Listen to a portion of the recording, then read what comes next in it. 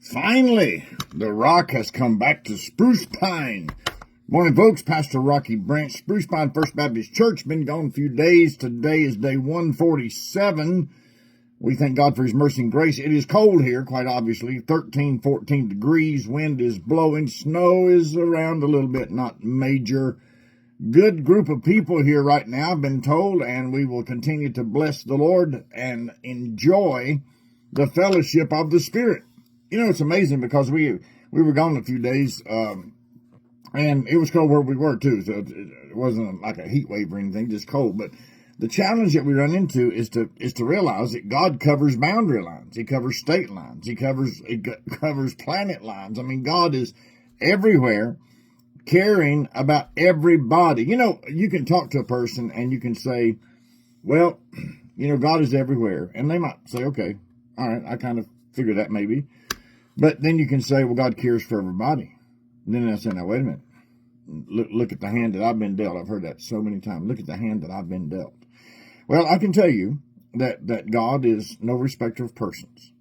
And He will help those that are willing to understand that He is God. Now, there's hardship. You take, for example, someone that was born blind, that unable to see anything, mute, unable to speak.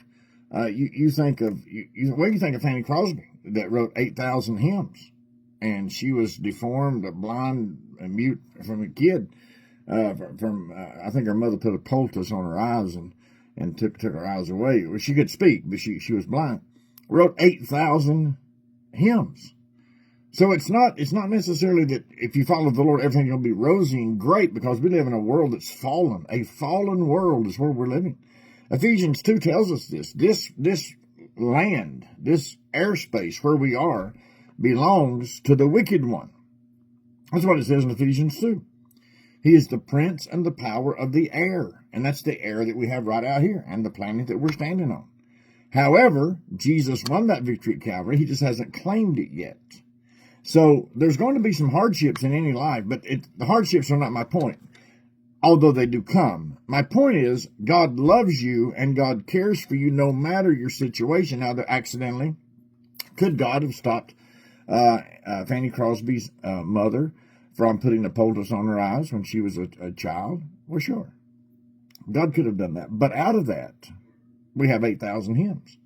I mean, so God will use situations that you're in and a part of, if you will just, and I will just, and this is hard, I'm going to tell you straight up, it's hard, because we see these things as forever here, and they're only temporal. And so we have to be reminded of that over and over and over again, that God loves us, God cares for us, and continue to spread that message because it's important. And then learn some facts about some people that are saved or were saved, and now they've passed on, and what they did with their life. And then you'll have some ammunition to tell somebody when they tell you, well, God doesn't care for me. Look at the hand He dealt me.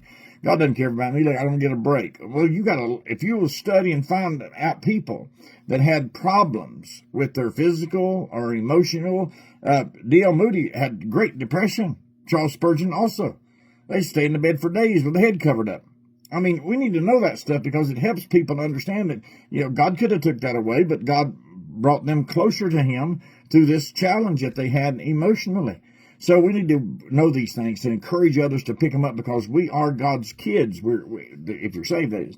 And God will help us through any situation that we face. So anyway, I'm getting carried away here. I got to go serve breakfast. But anyway, good to see you. I'll be back soon.